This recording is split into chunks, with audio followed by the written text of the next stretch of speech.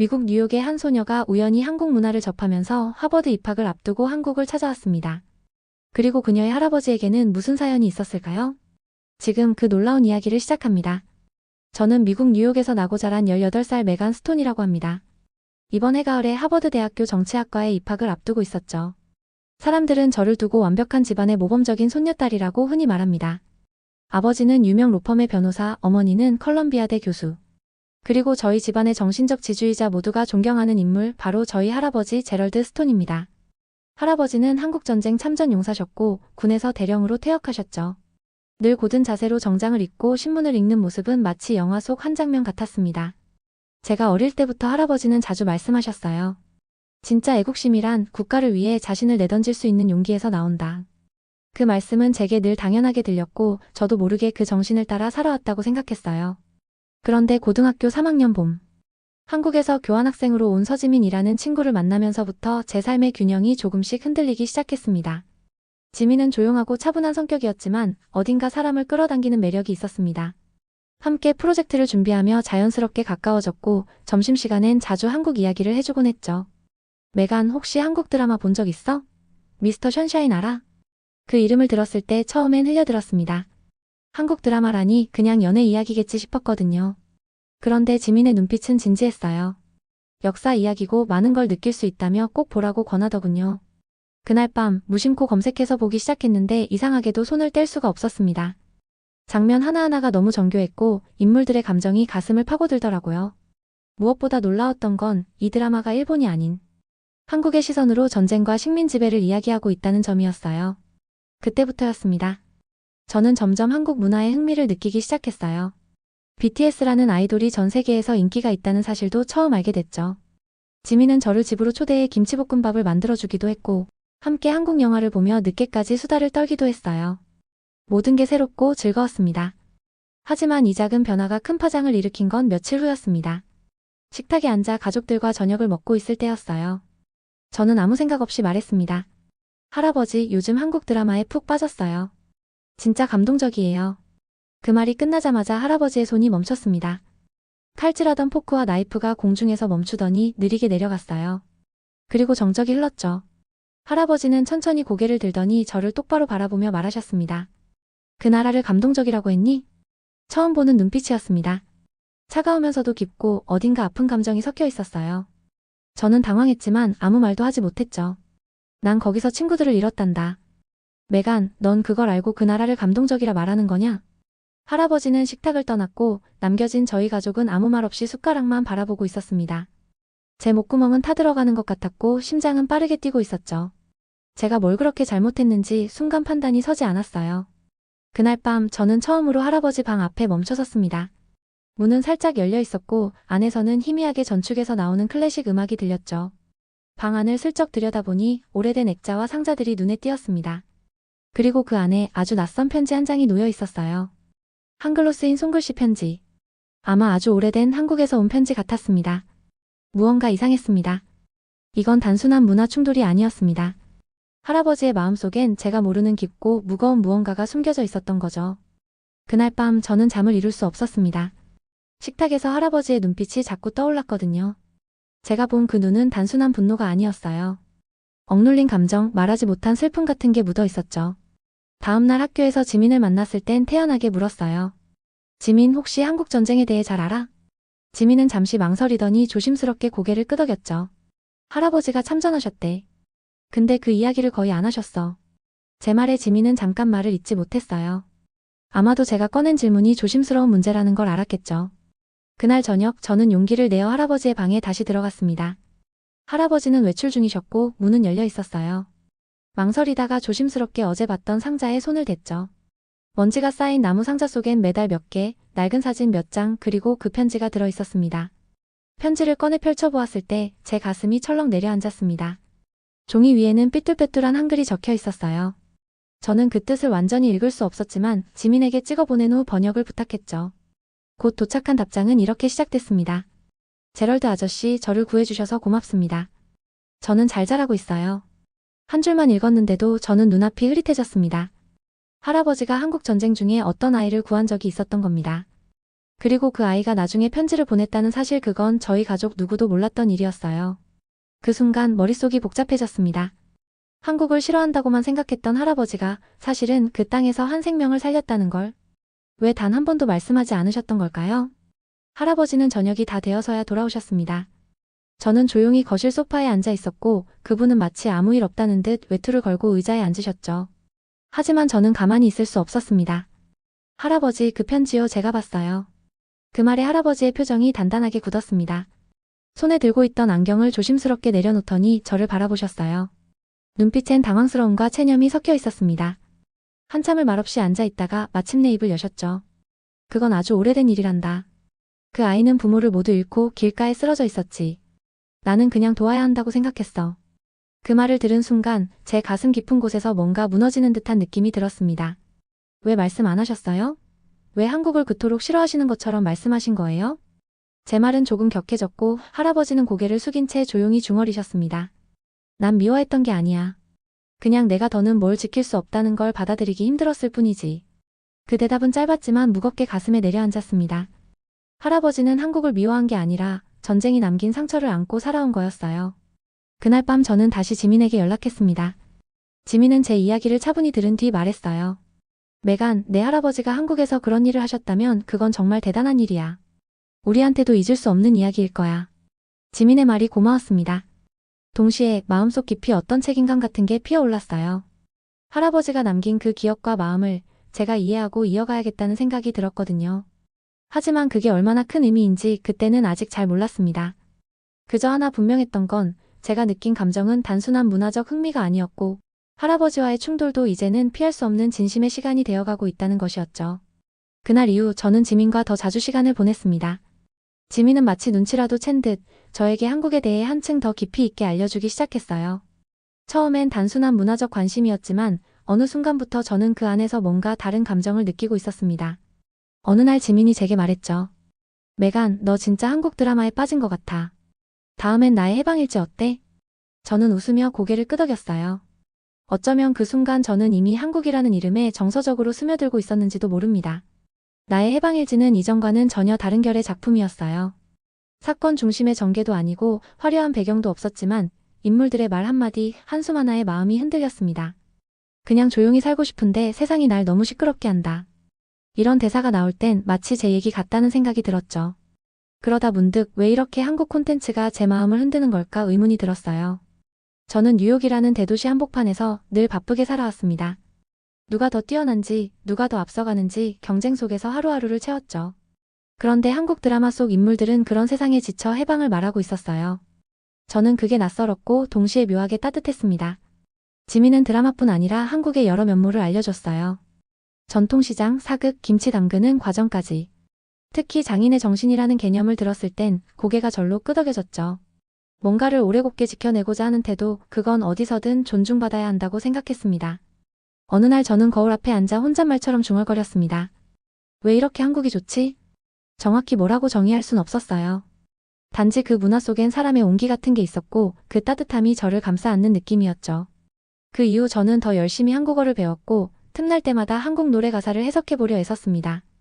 처음엔 단어 하나를 이해하는 데에도 시간이 오래 걸렸지만 점점 문장이 들리기 시작했죠. 할아버지의 기억, 지민과의 우정, 한국 드라마가 전해주는 메시지. 모든 것이 저 안에서 하나로 연결되고 있었습니다. 그리고 저는 점점 확신하게 되었죠. 단순한 취향이나 유행이 아니었어요. 저는 진심으로 한국이라는 나라가 궁금했고 더 알고 싶었습니다. 그리고 언젠가 할아버지와도 그 마음을 진심으로 나눌 수 있기를 바랐습니다. 할아버지께 조심스럽게 한국에 가고 싶다는 이야기를 꺼낸 건 편지 사건 이후 며칠이 지나서였습니다.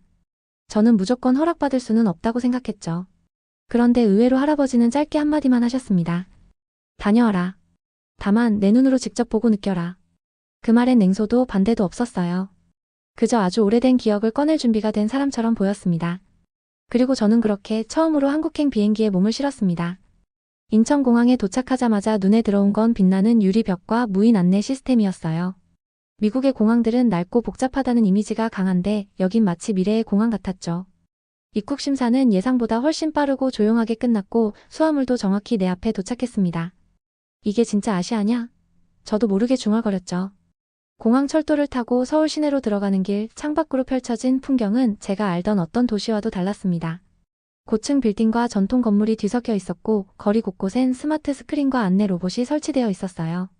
마치 고전과 기술이 조화를 이루는 공간 같았죠. 지하철을 탔을 땐 더욱 놀랐습니다. 노약자석은 물론이고 임산부 전용석까지 분홍색으로 표시되어 있었고요. 역사 안에는 투명한 유리 스크린을 사이에 두고 자동 통역이 이루어지는 AI 부스가 있었습니다. 일본어, 중국어, 영어까지 즉시 번역이 되었고 환승 안내는 물론 목적지 소요 시간까지 정확히 나왔죠. 도쿄나 뉴욕에선 상상하기 힘든 시스템이었습니다.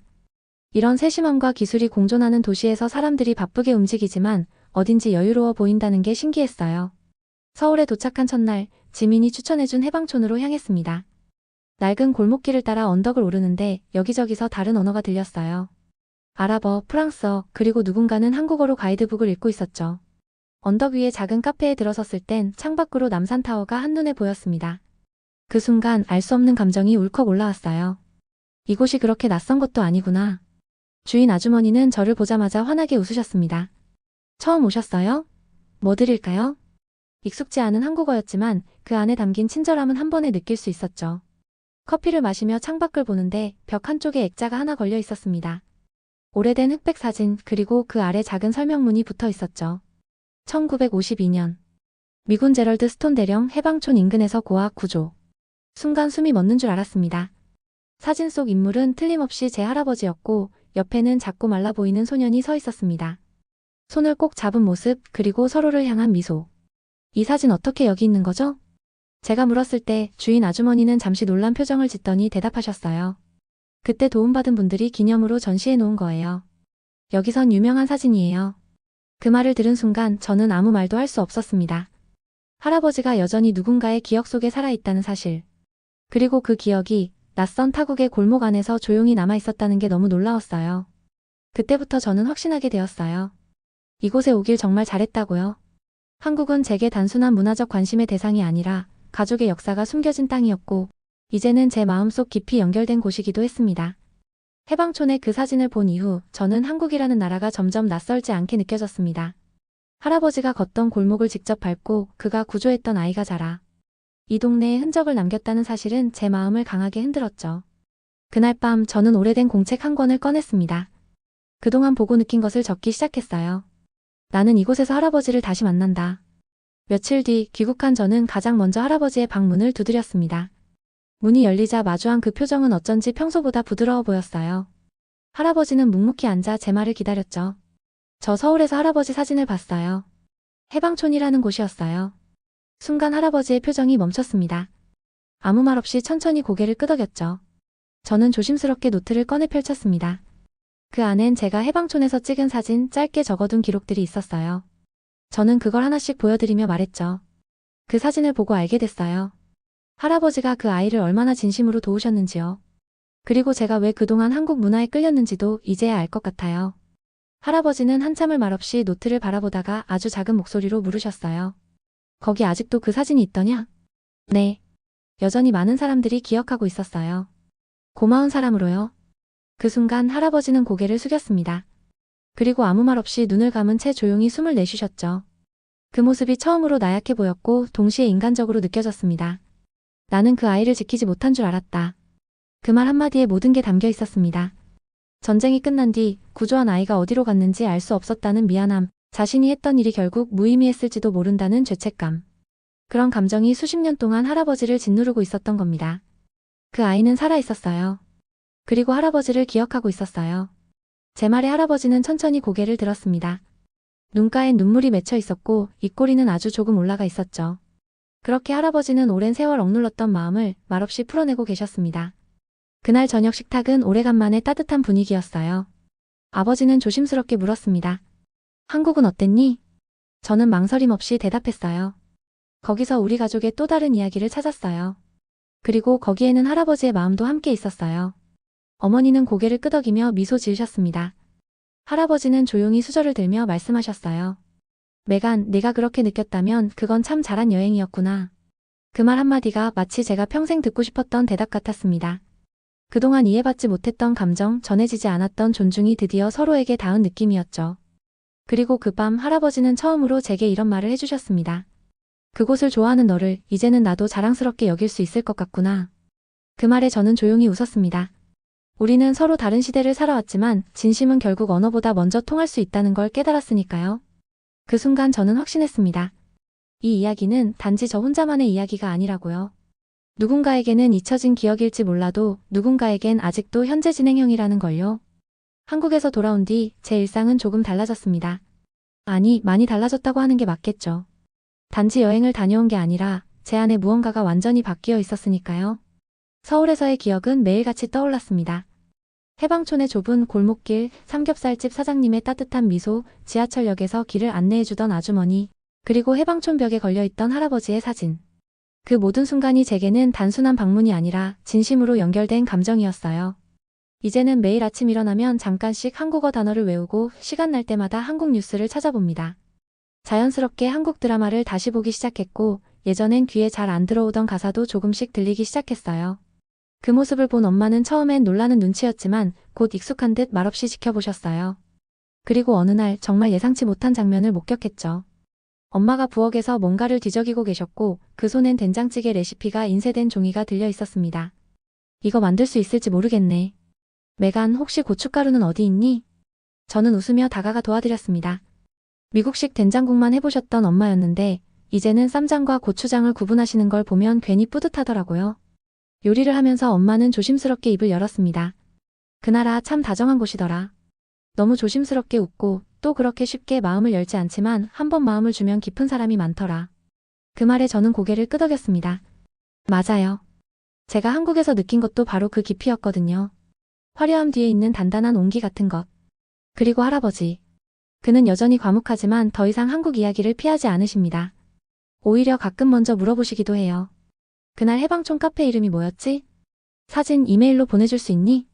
그렇게 조금씩 아주 서서히 우리 가족은 바뀌어가고 있었습니다.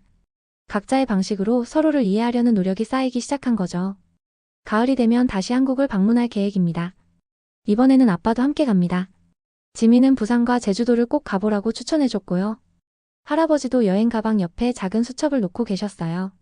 그 수첩엔 전쟁 당시 자신이 다녔던 경로가 손으로 적혀 있었고 저는 그걸 함께 따라가 볼 생각입니다. 이제는 확신할 수 있습니다. 저는 한국이라는 나라를 좋아합니다. 단순히 문화가 멋져서가 아니라 그 속에 있는 사람들의 이야기와 역사와 삶의 방식이 진심으로 와닿았기 때문이죠. 그리고 더 놀라운 건 이 나라가 제 가족을 변화시켰다는 사실입니다. 단단하게 굳어있던 마음이 풀리고 서로 말하지 못했던 감정들이 드디어 흘러가기 시작했어요. 지금도 저는 종종 생각합니다. 우리가 서로를 이해하지 못했던 건 거리가 멀어서가 아니었다고요. 언어도 문화도 정치적 입장도 문제가 아니었어요. 진심을 마주할 기회가 없었을 뿐이었죠. 이제는 누군가가 왜 한국을 좋아하냐고 묻는다면 저는 이렇게 말할 겁니다. 한국은 내 가족이 처음으로 서로를 이해하게 만든 나라예요.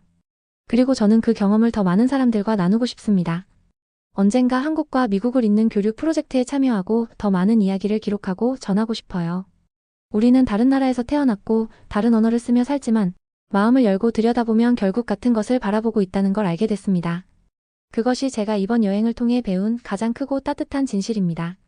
자, 과거 한국 전쟁을 겪으며 지금 우리가 있을 수 있게 해주신 분들을 다시 한번 생각해 볼 수 있었던 가슴 찡한 사연이었어요.